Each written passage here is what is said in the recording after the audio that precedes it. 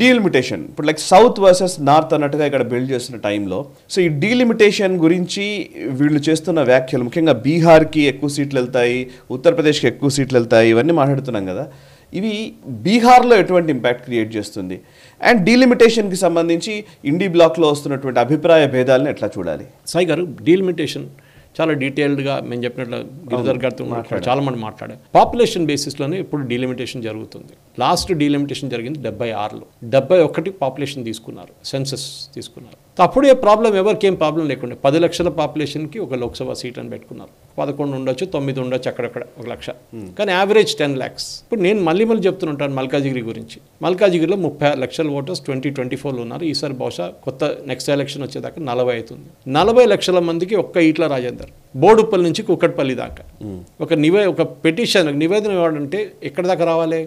షామీర్పేట, ఆయన ఉండే షామీర్పేట దగ్గర, ఓఆర్ఆర్ దగ్గర, అక్కడ దాకా రావాలి. ఒక పెటిషన్ ఇస్తే సిటీ ఆఫీస్ ఉండొచ్చు, అదన్నీ ఉండొచ్చు, కానీ ఆయన కలవాలంటే ఒక ఇన్వైట్ చేయాలంటే ఫంక్షన్కి అక్కడ దాకా రావాలి కదా. మీరు చిన్న కాన్స్టిట్యున్సీ అయిపోతే ఇప్పుడు మీరు అదే 10 lakhs per 1 సీట్ తీసుకుంటే మల్కాజిగిరి 4 సీట్లు అవుతుంది సాయి గారు. ఇక్కడే తెలంగాణలోనే 17 సీట్లు ఇరివాకట్ అయిపోతుంది స్ట్రేట్ అవే ఒక్క కాన్స్టిట్యున్సీతోనే. ఇంకా మీకు సికింద్రాబాద్ పడింది, మీకు హైదరాబాద్ పడింది, మిగతా షేర్లింగంపల్లి అంటే షెవెల్లా పడింది, చాలానే కాన్స్టిట్యున్సీస్ ఇంకా. సో ఈ పాపులేషన్ బేసిస్ అనేది ఒక ఆర్గ్యుమెంట్ కరెక్ట్, కానీ ప్రాబ్లం ఎక్కడ వస్తుందంటే నార్త్ ఇండియన్ స్టేట్స్ వాళ్ళ పాపులేషన్ కంట్రోల్ చేయలేదు, సౌత్ ఇండియన్ స్టేట్ బాగా కంట్రోల్ చేశారు, మమ్మల్ని పనిష్ చేస్తున్నారు, మా సీట్లు తగ్గదని అమిత్ షా గారు ఒక స్టేట్మెంట్ ఇచ్చారు.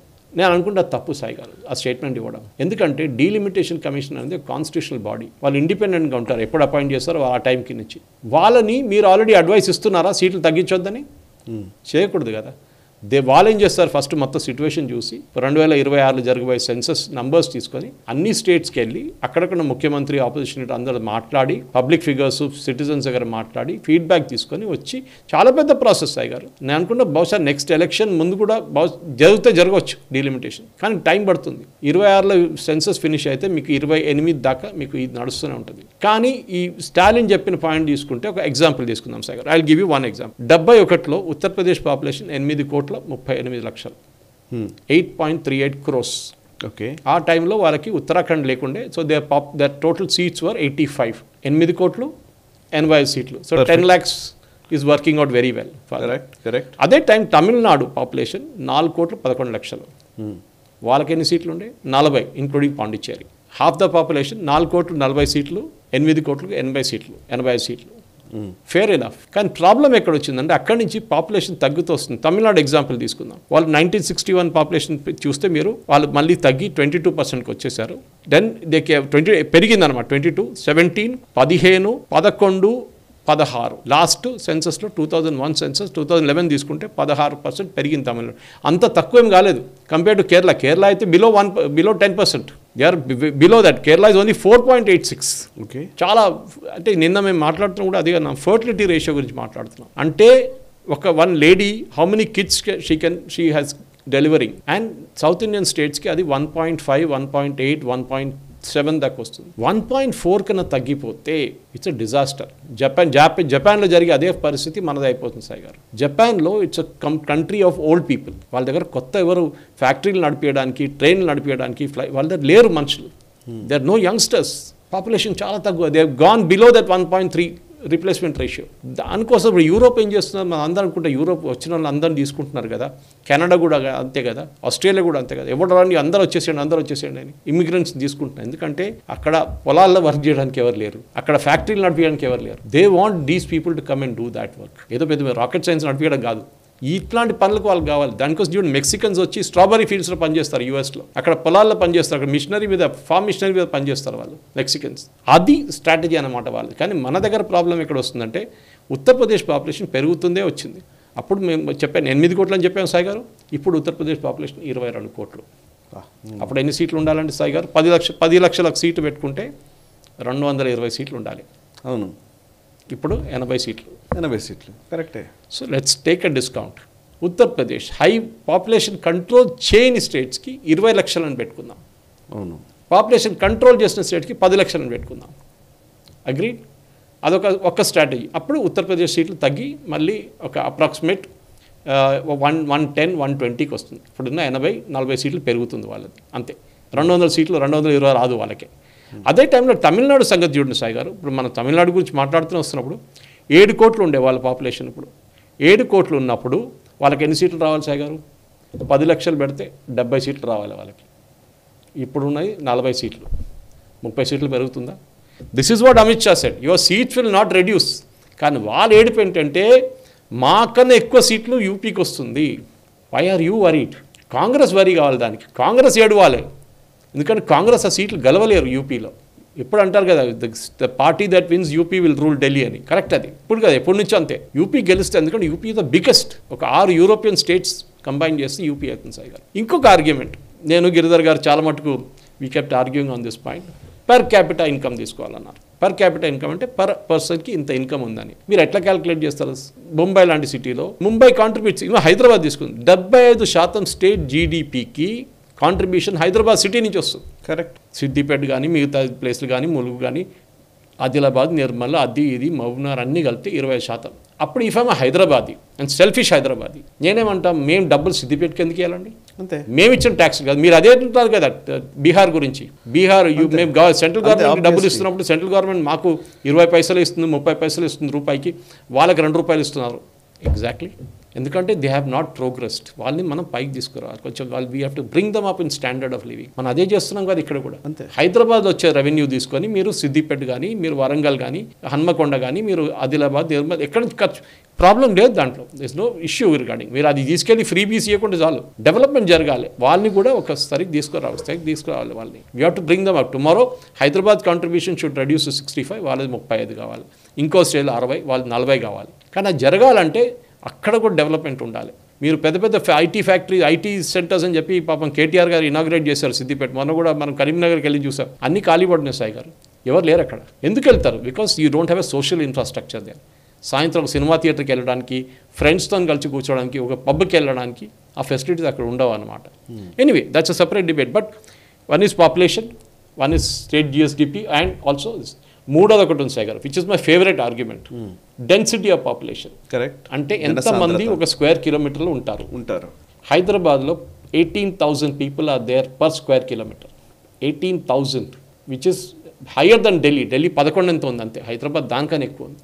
సో అదే టైంలో మీరు తెలంగాణలో మిగతా ప్లేస్ చూస్తే 300 ఉంటుంది. అప్పుడు మేమేమనాలండి హైదరాబాద్లో, మాకు 50 సీట్లు కావాలండి, మీకు రేపు 17 సీట్లు, మీకు 35 అనుకుందాం. తెలంగాణలో డబుల్ 9 సీట్స్ అనుకుందాం. అది జరగదు, కానీ జరుగుతాయి. అప్పుడు మేమేమంటాం, 35లో మాకు 20 కావాలండి హైదరాబాద్లో. మేమే కదా పాపులేషన్, మీ పాపులేషన్ బేస్ మీద ఆర్గ్యూ చేస్తారు కదా, మేము కూడా పాపులేషన్ బేస్ మీద ఆర్గ్యూ చేస్తాం కాదు అట్లా. బికాస్ దెన్ రూరల్ ఏరియాస్కి వాళ్ళకి ఎక్కువ రిప్రజెంటేషన్ ఉండదు. అదర్ ఆర్గ్యుమెంట్ ఇస్ యూపీని చిన్న స్టేట్స్ చేయండి. ఆల్రెడీ ఒక ప్రపోజల్ ఉండే, మాయావతి అప్పుడు 3 రాష్ట్రాలు 6 కూడా చెప్పారు, బుండేల్ఖండ్ కానివ్వండి, పూర్వాంచల్ కానివ్వండి, అట్లా డెఫినెట్గా జరగాల్సింది అది. ఎందుకంటే UP is too big to rule. నేను అసలు hats off to Yogi Adityanath. Correct. ఎట్లా మేనేజ్ చేస్తున్నాం? 6 countries, 6 European countries are one UP. 22 కోట్ల population. So it's not easy. So ఒక మిక్స్ అండ్ మ్యాచ్ ఎక్కడైనా చేయాల్సి వస్తుంది Sai garu. It is not easy. Delimitation ఒక పాపులేషన్ కొన్ని ప్లేసెస్లో ఎక్కువ పెట్టాల్సి వస్తుంది, కొన్ని ప్లేసెస్ తక్కువ పెట్టాల్సి వస్తుంది. అట్లా పెట్టి ఒక మేనేజబుల్ లిమిట్. యాక్చువల్లీ జీడిపి ఆధారంగా చేయాలి అని అంటే మాత్రం నాకైతే అసలు కరెక్ట్ ఆర్గ్యుమెంట్ కాదనిపిస్తుంది సార్. ఎందుకంటే కేటీఆర్ చెప్పాడు, ఏదో రేవంత్ రెడ్డి గారు కూడా చెప్తున్నారు, రేవంత్ రెడ్డి వీళ్ళు చెప్తున్నారు. కానీ లిటరల్లీ జీడిపి ఆధారంగా చేయాలి అని అంటే అసలు కాశ్మీర్కి 1 రూపాయి ఇవ్వకూడదు. కాశ్మీర్ డైరెక్ట్ అటాక్ తీసుకుంటున్నటువంటి ప్లేసెస్ అవి నిజానికి కదా. ఇప్పుడు నార్త్ ఈస్ట్ ఉంది, 1 రూపాయి కూడా వెళ్ళొద్దు అక్కడికి. సో మనం వీళ్ళ ఉద్దేశం ఏంటి అంటే మనం ఎంత డబ్బులు ఇస్తామో అంత డబ్బులు రిటర్న్ రావాలి అనే ఆర్గ్యుమెంట్. అండ్ ఈవెన్ మనం కాంట్రిబ్యూషన్ పరంగా చూస్తే కూడా ఇప్పుడు ఆర్మ్డ్ ఫోర్సెస్ లో ఎవరు మేజర్ అటాక్స్ తీసుకుంటున్నారు, ఎవరు థ్రెట్ ఎక్కువ ఉంది, ఎవరికి చాలా ప్రాబ్లమ్స్ ఉన్నాయి. నువ్వు ఎన్ని మాట్లాడినా కాశ్మీర్ ని బాగు చేయాలని అంటే అక్కడికి ఫ్యాక్టరీని తీసుకెళ్ళి, ఇప్పుడు హైదరాబాద్ కానీ ఈ స్టేట్స్, హైదరాబాద్ ఉందనుకోండి, హైదరాబాద్కి కొంత అడ్వాంటేజెస్ ఉన్నాయి కదా. ఇప్పుడు ఎర్త్క్వేక్ వచ్చింది, పెద్ద ఎర్త్క్వేక్ అక్కడ మయన్మార్లు, జపాన్లు చాలా ఇబ్బందులు పడుతూ ఉంటాయి, మన థాయిలాండ్లో. ఇప్పుడు మన దగ్గర ఆ ప్రాబ్లం లేదు హైదరాబాద్లో. నీకు ఒక క్లైమేటిక్ అడ్వాంటేజ్ ఉంది. నువ్వు సాయి గారు అదే అంటాను. సో మీరు నెక్స్ట్ టైం డీలిమిటేషన్ చేసినప్పుడు పాత సిస్టమ్, పాత ఫార్ములా పనికిరాదు. Flat 10 lakhs population per seat పనికిరాదు, ఇంకా ఏదో కావాలి. డీలిమిటేషన్ చాలా మంది అనుకున్నారు 76 తర్వాత డీలిమిటేషన్ జరగలేదని. కార్వాన్ అనే కాన్స్టిట్యున్సీ ఉండేది మన దగ్గర, అవును ఇప్పుడు ఉందా సార్? కార్వాన్ ఉంది, అది బ్రెండ్ అయినట్టు మలక్పేట అయింది, అది సపరేట్. అక్కడి నుంచి బద్దం బాలరెడ్డి గారు ఎప్పుడు గెలుస్తుండే, మార్చారు. రాజశేఖర రెడ్డి గారు అంతకుముందు 4 వచ్చేది ఎంఐఎంకి, ఆ తర్వాత 7 అయిపోయినాయి వాళ్ళకి. రాజశేఖర రెడ్డి గారు ఏం చేశారు, ముస్లిం పాపులేషన్ మెజారిటీ అన్ని కలిపి ఇంకో కాన్స్టిట్యున్సీ చేసేసి, అదే ముస్లిమ్స్ ని మెజారిటీ పెట్టేసి హిందూస్ ని డివైడ్ చేశారు. ఇదే మనకి జమ్మూ కాశ్మీర్లో షేక్ అబ్దుల్లా అండ్ నెహ్రూ చేసిన గేమ్ ఇదే.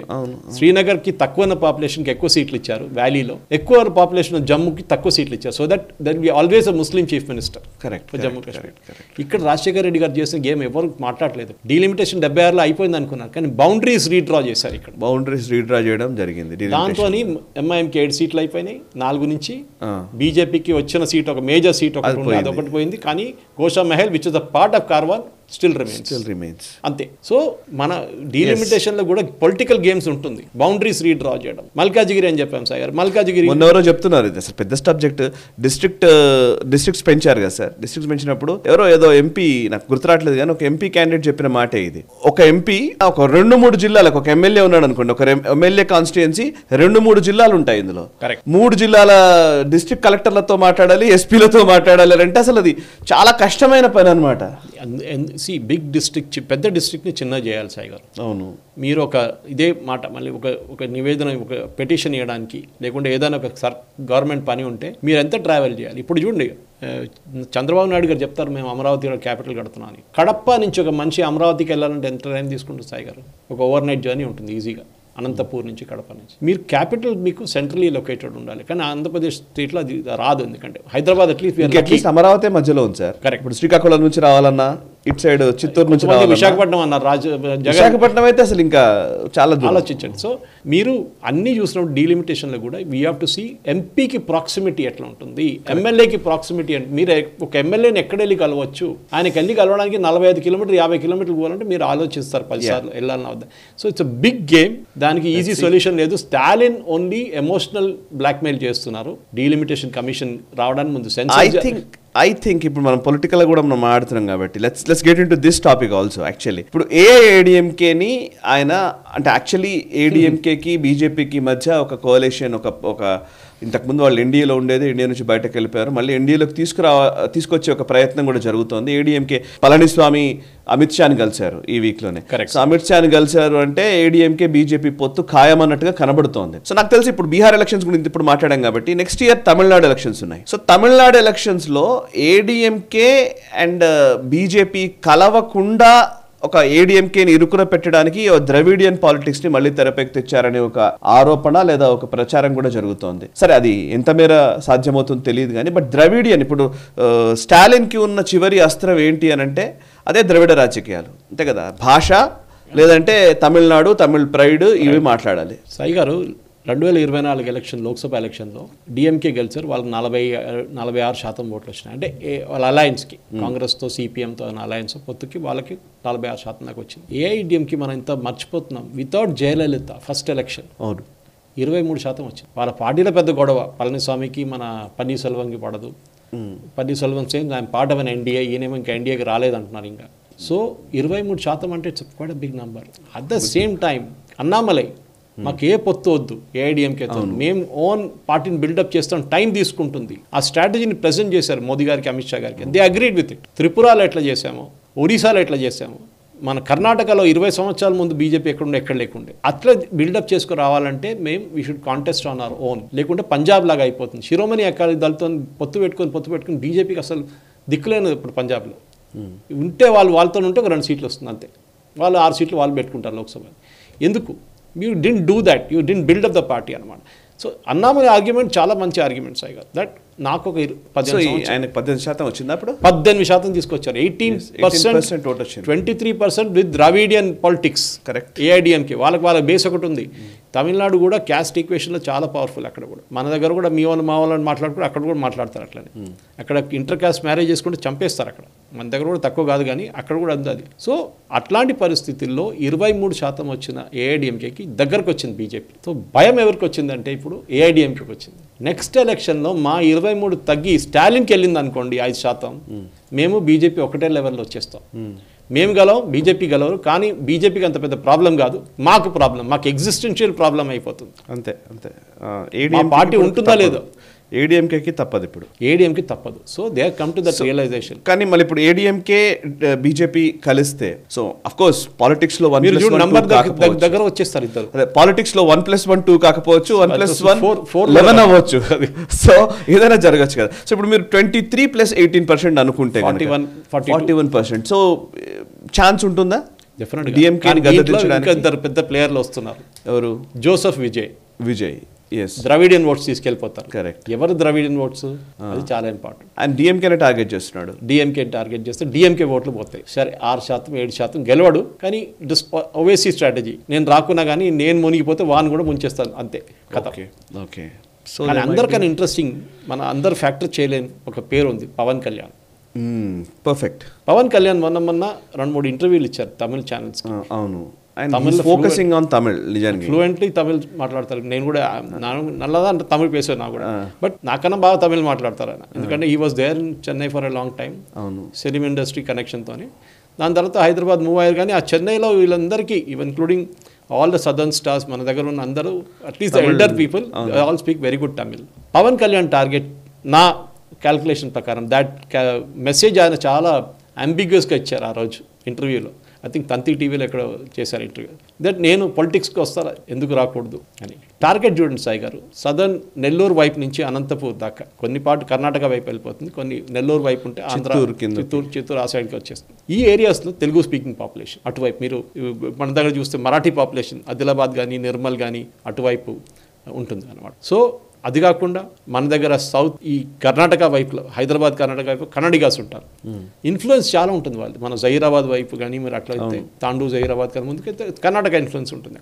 ఇక్కడ ఇఫ్ యూ కెన్ గ్రాబ్ ఆ ఏరియా నుంచి పోటీ చేసి అలయన్స్ పొత్తు పెట్టుకొని వీళ్ళతో, మీరు నాకు ఈ ఏరియా మొత్తం నాకు ఇచ్చేసేయండి. అట్లనే చెన్నై సిటీలో నాకు 2 సీట్లు ఇవ్వండి. చెన్నైలో కూడా there huge Telugu speaking population as much as in బెంగళూరులో కూడా చాలా పెద్ద తెలుగు స్పీకింగ్ పాపులేషన్ ఉంది. మైగ్రేట్ చేశారు, ఉద్యోగం కోసం వచ్చారు, మళ్ళీ అక్కడే ఉండిపోయారు వాళ్ళు, కానీ వాళ్ళు తెలుగు రూట్స్ ఉంది. Same thing with Chennai. ఆలోచించండి, పవన్ కళ్యాణ్ ఎంటర్స్ ఇంకొక 6%, 7%, 10% తీసుకొస్తాయి. ఈ పొత్తు పెట్టుకుంటే బీజేపీస్ ఓట్ పర్సంటేజ్ అలయన్స్ అంటే ఏఐడిఎంకే, బీజేపీ ప్లస్ పవన్ కళ్యాణ్ 50% కన్నా ఎక్కువ అవుతుంది. 50% అంటే ల్యాండ్ స్లైడ్. మీరు ద్రవిడియన్ పాలిటిక్స్ ఏఐడిఎంకే చూసుకోవాలి, పవన్ కళ్యాణ్ చూసుకోరు. బీజేపీ వాళ్ళ ట్రెడిషనల్ ఓట్ బ్యాంక్ చూసుకుంటారు, హిందుత్వ ఆ ఎలిమెంట్ ఓట్ బ్యాంక్ ఒకటి ఉంటుంది, అది చూసుకుంటారు. Pawan Kalyan will play the differential role of bringing this additional votes అన్నమాట. Vijay at that same time cut చేసుకుంటే పోతాడు డిఎంకే. సో ఓవరాల్ చూస్తే మనం బీహార్ ఎలక్షన్ గురించి మాట్లాడాం, కానీ బీహార్ కన్నా ఇంట్రెస్టింగ్ తమిళనాడు వస్తుంది. తమిళనాడులో దానికోసమే Stalin is going 1 every day, language Hindi against delimitation ఏడవడమే స్టాలిన్ ఇది. ఎందుకంటే ఆ ట్రెడిషనల్ మీకు ఆ ఓట్స్ రావాలంటే, ద్రవిడియన్ ఓట్స్ రావాలంటే ఇదే పాలిటిక్స్ ఆడాలి. 60 నుంచి ఆడుతున్నారు వీళ్ళు. 1960 అన్నాదురై టైం నుంచి మొదలైంది, కరుణానిధికి వచ్చి, కరుణానిధి తర్వాత ఎంజీఆర్ తర్వాత జయలలిత స్టాలిన్. దట్ ఏఐడిఎంకే కానీ ముందు డిఎంకే ఒకటే ఉండే కదా, దాని తర్వాతనే కదా ఏఐడిఎంకే అని స్ప్లిట్ అయింది. కానీ వీళ్ళు అందరు చూస్తే వీళ్ళు మొత్తం కంప్లీట్ వీళ్ళ ఈ సిచ్యువేషన్ చూస్తే డెఫినెట్లీ ఒక ఇంట్రెస్టింగ్గా ఉంటుంది. తమిళనాడు కూడా టచ్ అండ్ గో ఉంటుంది. ఎన్ని రోజులు స్టాలిన్ ఈ పాలిటిక్స్ ఆడుకుంటాడు, అది చాలా ఇంపార్టెంట్. నాకు ఒక అభిప్రాయం పడుతుంది కొన్ని రోజుల తర్వాత, ఎవరికైనా ఎంత హిందీ అని చెప్తున్నాను ఆయన, ఇంకేదో కొత్త చెప్పంటారు వాళ్ళు. ఇప్పుడు నేను అదే అడుగుతున్నాను సార్. యాక్చువల్లీ ఈ గోల్ పోస్ట్ మార్చిన వాళ్ళు అందరూ ఫెయిల్ అయ్యారు. కరెక్ట్. కేసీఆర్ ఆయనకి ఇచ్చిన మ్యాండేట్, ఆయనకి ఇచ్చిన గెలుపు అదంతా కూడా తెలంగాణను అభివృద్ధి చేయడం కోసం. బట్ ఆయన ఏం చేశారంటే, నన్ను అభివృద్ధి చేయనీయకుండా కేంద్ర ప్రభుత్వం చేస్తోంది, బీజేపీ ఇట్లా చేస్తుంది, బీజేపీ అట్లా చేస్తుంది అని అన్నారు.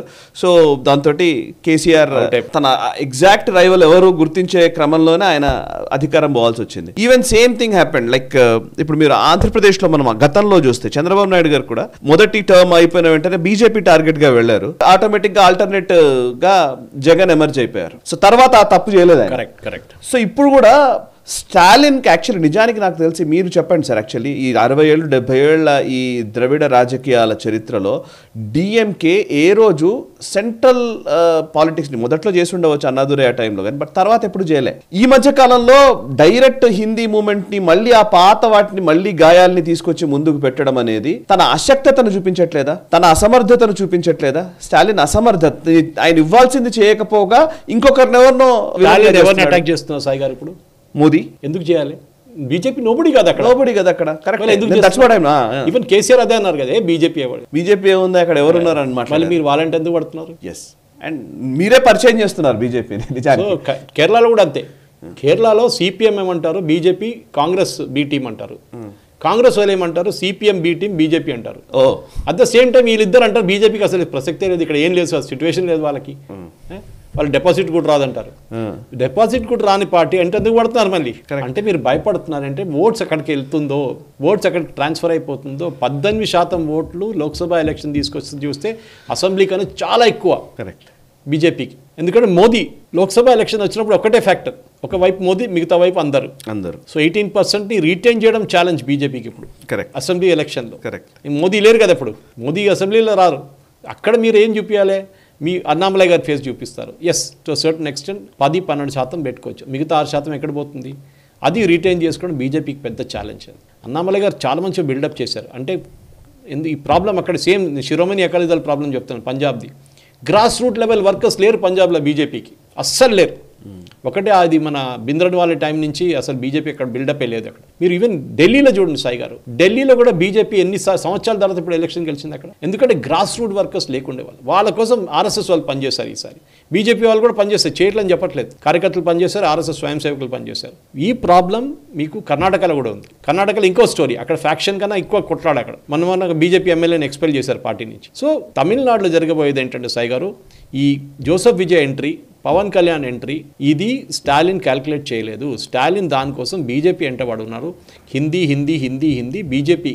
అరే బీజేపీకి అసలు మీరు అంటున్నారు BJP is nobody in Tamil Nadu అంటే మళ్ళీ మీకు ఎందుకు భయం? మీరు ఎందుకు భయపడుతున్నారు? బీజేపీ హిందీ తీసుకొస్తారా, తమిళ్ తీసుకొస్తారా, తెలుగు తీసుకొస్తారని మళ్ళీ అదే పాట అరిగిపోయిన రికార్డ్ లాగా మళ్ళీ వాడుతూనే ఉంటాడు ఆయన. ఇది ప్రాబ్లం సాయి. ఈ వీడియో మీకు నచ్చినట్టయితే లైక్ చేయండి, 10 మందికి షేర్ చేయండి. అలాగే కామెంట్ల రూపంలో మీ అభిప్రాయాలను మాతో పంచుకోండి. Nationalist hub group of channels ను సబ్స్క్రైబ్ చేసుకుని తెలుగునాట జాతీయవాద జర్నలిజాన్ని ప్రోత్సహించండి. ఈ వీడియో కింద ఉన్న బెల్ ఐకాన్ పై క్లిక్ చేయడం మర్చిపోవద్దు.